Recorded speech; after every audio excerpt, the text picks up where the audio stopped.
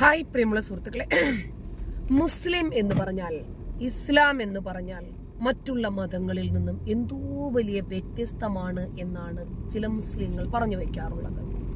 അതായത് ഇവിടെ മുസ്ലിങ്ങൾ മാത്രം മതി, മുസ്ലിങ്ങളുടെ മതസ്വാതന്ത്ര്യം സംരക്ഷിക്കപ്പെടണം, മുസ്ലിങ്ങളുടെ ആരാധനകൾ, അവരുടെ വിശ്വാസങ്ങൾ ഇതെല്ലാം സംരക്ഷിക്കപ്പെടണം.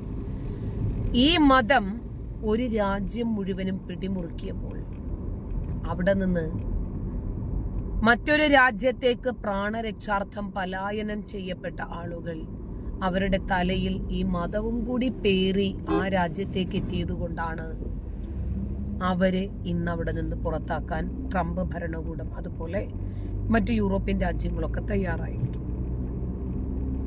പൊതുനിരത്തുകളിൽ മുസല്ലയിട്ട് നമസ്കരിക്കുക, നബിദിനത്തിന് വലിയ രൂപത്തിൽ ഘോഷയാത്രകൾ, അമ്പലങ്ങൾ പാടില്ല, ചർച്ചുകൾ പാടില്ല, ക്രമേണ അമുസ്ലിങ്ങളും പാടില്ല.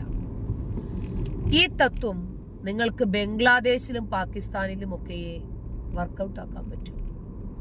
പ്രത്യേകിച്ച് മതേതര ഇന്ത്യയിൽ നടക്കേയില്ല. നമുക്കറിയാം പാകിസ്ഥാനിലും ബംഗ്ലാദേശിലും ഒക്കെ അമുസ്ലിങ്ങൾ അനുഭവിക്കുന്ന പ്രയാസം എന്താണെന്ന്. നമുക്ക് ഷെയ്ഖ് ഹസീന തന്റെ പ്രധാനമന്ത്രി പദം രാജിവെച്ച് ഇന്ത്യയിലേക്ക് പ്രാണരക്ഷാർത്ഥം ചേക്കേറിയപ്പോഴാണ് ശരിക്കും ജമാഅത്തെ ഇസ്ലാമിയുടെ, പൊളിറ്റിക്കൽ ഇസ്ലാമിന്റെ, ഇസ്ലാം മത മൗലികവാദത്തിന്റെ, ഇസ്ലാമിക തീവ്രവാദത്തിന്റെ ആധിക്യം എന്താണ് എന്ന് നമ്മൾ അനുഭവിച്ചറിഞ്ഞത്.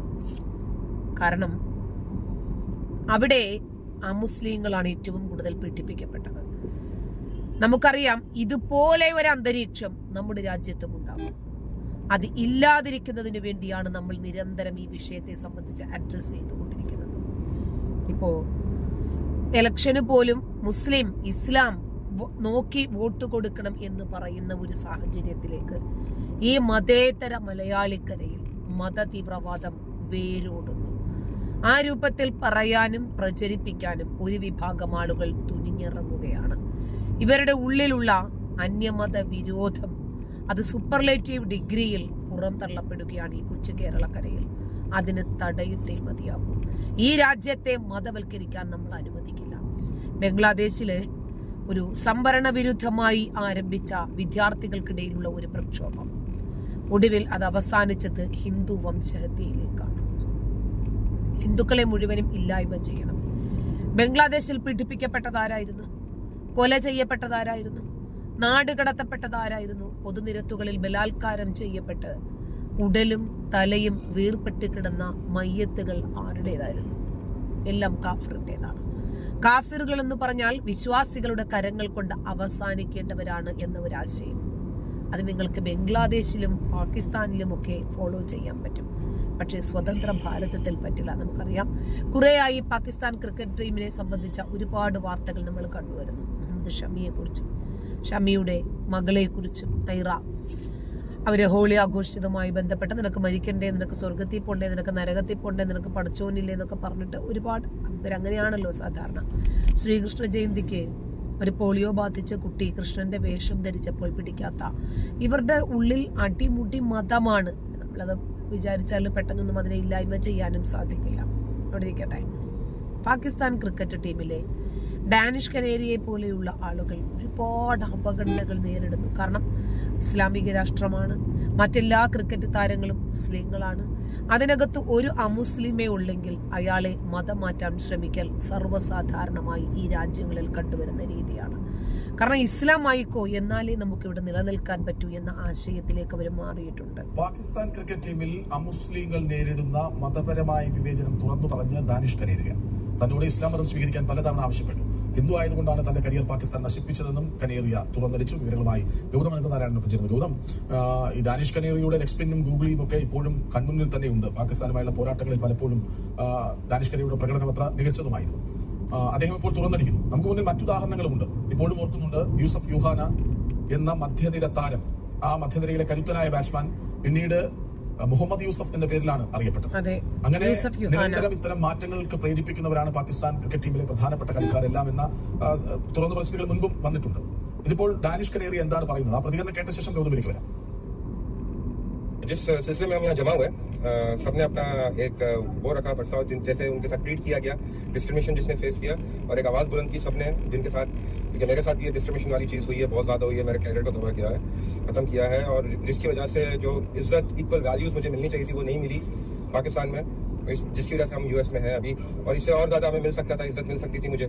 और सबने जो लोग आए हुए थे उन्होंने सबने अपना जो है वो डिस्क्रिमिनेशन के खिलाफ बात करी है, जिस तरीके से पाकिस्तान ने ट्रीट किया उनके खिलाफ बात की है।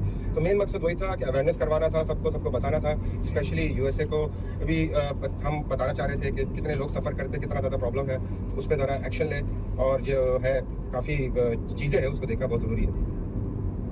ഗൗതം എന്നതാണല്ലോ പ്രതിനിധി. ഗൗതം, പാകിസ്ഥാനിൽ കടുത്ത വിവേചനം ഞാൻ നേരിട്ടിട്ടുണ്ട്, കരിയർ നശിപ്പിക്കപ്പെട്ടു, തുല്യമായ അർഹമായ ബഹുമാനമോ തുല്യതയോ ലഭിച്ചിട്ടില്ല.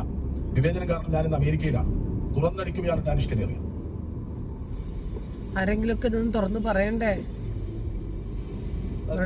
ഡാനിഷ് കനേറിയയും അതുപോലെ തന്നെ യൂസഫ് യുഹാനിയും ഒക്കെ ഒരു കാലഘട്ടത്തിൽ പാകിസ്ഥാൻ ക്രിക്കറ്റ് ടീമിനെ പ്രതിനിധീകരിച്ച താരങ്ങളാണ്. പ്രത്യേകിച്ച് നമുക്കറിയാം, നേരത്തെ കൃഷ്ണരാജ് സൂചിപ്പിച്ചതുപോലെ ഡാനിഷ് കനേറിയയുടെ ലെഗ് സ്പിന്നും ഗൂഗിളും ഒക്കെ ഇപ്പോഴും നമ്മുടെ കൺമുന്നിൽ നിൽക്കുന്നതിന്റെ കാരണം 2004 ഇന്ത്യൻ ടീം പാകിസ്ഥാനിലേക്ക് നടത്തിയ പര്യടനം, അതായത് കാർഗിൽ യുദ്ധത്തിനൊക്കെ ശേഷം പിന്നീട് ഇരു രാജ്യങ്ങളും തമ്മിൽ പരമ്പരകളോ ടെസ്റ്റോ ഏകദിന പരമ്പരകളോ അല്ലെങ്കിൽ ടെസ്റ്റ് പരമ്പരകളോ ഒന്നും ഉണ്ടായിരുന്നില്ല. എന്നാൽ 2004 ഡിസംബർ മാസത്തോടുകൂടി ഇന്ത്യ പാകിസ്ഥാനിലേക്ക് പോവുകയും ലാഹോറിലും അതുപോലെ തന്നെ മുൾട്ടാനിലും ഒക്കെ ഇന്ത്യ 5 ഏകദിനങ്ങൾ കളിച്ചു. പിന്നീട് 3 ടെസ്റ്റും ഉണ്ടായിരുന്നു. 2 മത്സരങ്ങൾ ഏകദിനത്തോടൊപ്പം തന്നെ ടെസ്റ്റുമെല്ലാം നമ്മൾ വിജയിച്ചാണ് തിരിച്ചു വന്നത്. എന്നാലും ആ കാലത്തൊക്കെ പാകിസ്ഥാൻ ടീമിൽ നിറഞ്ഞു നിന്ന കളിക്കാരാണ് ഡാനിഷ് കനേറിയ ആണെങ്കിലും ഈ യൂസഫ് യുഹാനി ആണെങ്കിലും. ഡാനിഷ് കനേറിയ പറയുന്നത് ഹിന്ദുക്കൾ ആയിട്ടുള്ളവർ അല്ലെങ്കിൽ ക്രിസ്ത്യാനികളായിട്ടുള്ളവർ, അതായത് അമുസ്ലിങ്ങൾക്ക് പാകിസ്ഥാൻ ടീമിൽ ഒരിക്കലും മുന്നോട്ട് പോകാൻ സാധിക്കില്ല. അവർക്ക് മുന്നിൽ 2 വഴികളാണ് ഉണ്ടാവുക. ഒന്നുകിൽ അവർ, കാരണം ഈ ഇസ്ലാം മത തീവ്രവാദം എന്ന് പറഞ്ഞാലുണ്ടല്ലോ, അത് സിരകളിലൂടെ ഊട്ടി നടക്കുന്ന വിഭാഗം അവർക്ക് അമുസ്ലിങ്ങളെ കണ്ടാൽ കണ്ണിന് പിടിക്കില്ല. ഇവരുടെ കോൺസെപ്റ്റിൽ മുസ്ലിങ്ങൾ മാത്രമാണ് ജീവിക്കാൻ അർഹരായവർ, അവര് മാത്രമാണ് മനുഷ്യർ, മറ്റുള്ളവരെ മനുഷ്യരായിട്ട് അംഗീകരിക്കാൻ പോലും ഇവർ തയ്യാറല്ല. ഇതുപോലെ കുറെ പാകിസ്ഥാൻ തലച്ചോറുകൾ ഈ സ്വതന്ത്ര ഭാരതത്തിലുമുണ്ട്, കൊച്ചു കേരളക്കരയിലുമുണ്ട്. അവരെ കണ്ടെത്തി അത്തരം പുഴുക്കുത്തുകളെ തുറന്നു കാണിക്കുക എന്നതാണ് നമ്മുടെ ദൗത്യം. മുസ്ലിം മതം സ്വീകരിക്കണം, അതായത് അവരുടെ സ്വധർമ്മം ഉപേക്ഷിക്കണം, അവർ മുസ്ലിം ആകണം. അങ്ങനെയെങ്കിൽ അവർക്ക് കരിയർ മുന്നോട്ട് കൊണ്ടുപോകാൻ സാധിക്കും. അതല്ല എങ്കിൽ ആ കരിയർ അവസാനിപ്പിക്കുക. ഡാനിഷ് കനേറിയ നേരത്തെ ആ പ്രതികരണത്തിൽ പറയുന്നത് പോലെ തന്റെ കരിയർ ഇല്ലാതാക്കും. ആ രീതിയിൽ അങ്ങനെ 2 വഴികൾ മാത്രമാണ് പാകിസ്ഥാൻ ക്രിക്കറ്റ് ടീമിന്റെ ഭാഗമാകുന്ന ഹിന്ദുക്കളും ക്രൈസ്തവരുമായിട്ടുള്ള ആളുകൾക്ക് മുന്നിലുള്ളത്. ഡാനിഷ് കനേറിയ പറയുന്നത് ഒരുമിച്ച് ഭക്ഷണം കഴിക്കാൻ പോലും മറ്റ് താരങ്ങൾ തയ്യാറായിരുന്നില്ല എന്നുള്ളതാണ്. തന്നെ എപ്പോഴും മാറ്റി നിർത്തുമായിരുന്നു. മാത്രമല്ല ഷാഹിദ് അഫ്രീദിയെ പോലുള്ള താരങ്ങൾ, നമുക്കറിയാം അഫ്രീദി പാകിസ്ഥാന്റെ മുൻ ക്യാപ്റ്റനാണ്, ഓൾറൗണ്ടറാണ്, അയാൾ മികച്ച ബാറ്റ്സ്മാനും അതോടൊപ്പം തന്നെ ഒരു സ്പിന്നറും ഒക്കെ ആയിരുന്നു. അങ്ങനെയുള്ള അഫ്രീദി പലതവണ തന്നെ മുസ്ലിം മതം സ്വീകരിക്കുവാൻ നിർബന്ധിച്ചു എന്ന് കനേറിയ വ്യക്തമാക്കുന്നുണ്ട്. അങ്ങനെ പല താരങ്ങളും തന്നോട് മതം മാറാൻ പ്രേരിപ്പിച്ചിരുന്നു. മതം മാറാൻ താൻ തയ്യാറാകാത്തതുകൊണ്ടാണ് തന്റെ കരിയർ ഇല്ലാണ്ടായത് എന്ന് കനേറിയ വ്യക്തമാക്കുന്നു. തനിക്ക് അല്പമെങ്കിലും പിന്തുണ ലഭിച്ചത് ഷോയിബ് അക്തറിൽ നിന്നാണ് എന്ന് കനേറിയ പറയുന്നുണ്ട്. ഇതിനു മുൻപ് ഷോയിബ് അക്തർ നമുക്കറിയാം, വളരെ റാവൽപിണ്ടി എക്സ്പ്രസ് എന്നറിയപ്പെടുന്ന ഒരു ഫാസ്റ്റ് ബൗളറാണ്. ഒരുപാട് വിവാദങ്ങൾക്ക് തിരികൊളുത്തിയ ഒരു വ്യക്തി കൂടിയാണ്. കാരണം ക്രീസിലെ മോശം പെരുമാറ്റം പലപ്പോഴും ഷോയിബ് അക്തറിനെ വൈറലാക്കിയിട്ടുണ്ട്. താൻ നേരിട്ട മതപരമായ വിവേചനത്തെ പറ്റി പറയുമ്പോഴെല്ലാം ഷോയിബ് അക്തറിനെ പറ്റി കനേറിയ നല്ല വാക്കുകളാണ് പറഞ്ഞിരുന്നത് എന്ന കാര്യം കൂടി നമ്മൾ ഓർക്കണം. നമുക്കറിയാം ഷോയിബ് അക്തർ ഇന്ത്യയുടെ ക്രിക്കറ്റ് ഫാൻസിനെ സംബന്ധിച്ചിടത്തോളം നമ്മൾ കളി കാണുന്നവർ എന്ന നിലയിൽ നമുക്ക് പക്ഷേ വലിയ താല്പര്യമൊന്നും അദ്ദേഹത്തോട് ഉണ്ടാകുന്നില്ല. കാരണം റാവൽപിണ്ടി എക്സ്പ്രസ് എന്ന് വിശേഷിപ്പിക്കുന്ന അയാൾ ഒരു മികച്ച ഫാസ്റ്റ് ബോളർ ആയിരുന്നു. പക്ഷേ ഷോയിബ് അക്തർ പെരുമാറ്റത്തിൽ വലിയ തീവ്ര മതനിലപാട് സ്വീകരിക്കാത്ത ആളാണ് എന്നാണ് ഡാനിഷ് കനേറിയ പലപ്പോഴും പറയുന്നത്. പക്ഷേ മറ്റ് ജനകീയ താരങ്ങളെന്ന് നമുക്ക് തോന്നിപ്പിക്കുന്നതായിട്ടുള്ള അഫ്രീദിയെ പോലെയുള്ള ആളുകളാണ് കടുത്ത മതവർഗീയത മനസ്സിൽ സൂക്ഷിക്കുന്നതും അവർ മുസ്ലിങ്ങളല്ലാത്ത കളിക്കാരുടെ കൂടെ ഭക്ഷണം കഴിക്കാൻ പോലും തയ്യാറാകാത്തവരാണ് എന്ന് ഡാനിഷ് കനേറിയ പറയുമ്പോൾ എത്രത്തോളം ഭീകരമായിരുന്നു പാകിസ്ഥാൻ ക്രിക്കറ്റ് ടീമിലെ മറ്റു മതവിഭാഗക്കാരുടെ സാഹചര്യം എന്ന് നമുക്ക് ഓർക്കാവുന്നതേ ഉള്ളൂ. അങ്ങനെ കനേറിയയുടെ കരിയർ അവർ ഏതാണ്ട് ഇല്ലാണ്ടാക്കി. കനേറിയ ഏതാണ്ട് 261 വിക്കറ്റുകൾ 61 മത്സരങ്ങളിൽ ടെസ്റ്റ് മത്സരങ്ങളിൽ നിന്നും പാകിസ്ഥാന് വേണ്ടി നേടിയ ഒരു താരമാണ്. പക്ഷേ അദ്ദേഹത്തിന്റെ കരിയർ പിന്നീട് ഒരു സുപ്രഭാതത്തിൽ പാകിസ്ഥാൻ ഇല്ലാണ്ടാക്കിയായിരുന്നു. നേരത്തെ കൃഷ്ണരാജ് പറഞ്ഞതുപോലെ യൂസഫ് യുഹാനിയുടെ കാര്യം നമുക്കറിയാം. യൂസഫ് യുഹാന മധ്യനിരയിൽ ഇറങ്ങുന്ന ഒരു മികച്ച ബാറ്റ്സ്മാനും മികച്ച ഫീൽഡറും ഒക്കെ ആയിരുന്നു. പക്ഷെ ഒരു സുപ്രഭാതത്തിൽ നമ്മൾ യൂസഫ് യുഹാനിയെ കാണുന്നത് വലിയ മുഹമ്മദ് യൂസഫ് എന്ന പേര് മാറ്റി മറ്റൊരു തലത്തിലേക്ക് യൂസഫ് യുഹാന മാറുന്ന ഒരു കാഴ്ചയാണ്. അതിനാൽ തന്നെ അദ്ദേഹം മുസ്ലിം ആയതുകൊണ്ട് അദ്ദേഹത്തിന് കുറച്ചു കാലം കൂടി ക്രിക്കറ്റിൽ തുടരാനും പിന്നീട് പാകിസ്ഥാൻ ടീമിന്റെ ഭാഗമായി അദ്ദേഹം മറ്റു പല രീതിയിലും ഇപ്പോഴും പാകിസ്ഥാൻ ടീമിന്റെ ഭാഗമാണ്. കാരണം അദ്ദേഹം ക്രിസ്തു മതം ഉപേക്ഷിച്ച് മുസ്ലിം മതം സ്വീകരിച്ചതുകൊണ്ടാണ് അങ്ങനെ തുടരാൻ കഴിഞ്ഞത്. പക്ഷേ ഡാനിഷ് കനേറിയ തന്റെ സ്വധർമ്മം ഉപേക്ഷിക്കാൻ തയ്യാറായിരുന്നില്ല. അതിനാൽ പാകിസ്ഥാൻ ക്രിക്കറ്റിൽ നിന്നും ഒരു ഘട്ടത്തിൽ ഡാനിഷ് കനേറിയ അപ്രതീക്ഷിതനാവുകയായിരുന്നു. കൃഷ്ണൻ, അതായത് ഇസ്ലാം മതവിശ്വാസികൾ മാത്രം വളർന്നാ മതി, മറ്റുള്ളവരൊക്കെ ഇവരുടെ കോൺസെപ്റ്റില് ജീവിക്കാൻ അർഹതയില്ലാത്ത നരകത്തിന്റെ വിറകുകൊള്ളികളാകുന്ന കാഫിറുകളാണ്. ഈ മനോഭാവം എല്ലാ തരത്തിലുള്ള ഗെയിമുകളിൽ പോലും കടന്നു വരുന്നത് ഇവർ ജനിക്കുമ്പോൾ തന്നെ ഇവരുടെ നാവിൽ ഇറ്റിച്ചു കൊടുക്കുന്നത് ഈ മത തീവ്രവാദമായതുകൊണ്ടാണ്. അതുകൊണ്ടാണ് സഹജീവികളെ പോലും മതത്തിന്റെ അടിസ്ഥാനത്തിൽ വേർതിരിച്ച് ആ മതത്തിന്റെ ഒരു കണ്ണട ഉപയോഗിച്ച് ഇവർ കാണാൻ ശ്രമിക്കുന്നത്. അതേപോലെയുള്ള തീവ്ര വിഭാഗക്കാർ പാകിസ്ഥാനിൽ മാത്രമല്ല ഈ കൊച്ചു കേരളത്തിലുമുണ്ട്. നന്ദി.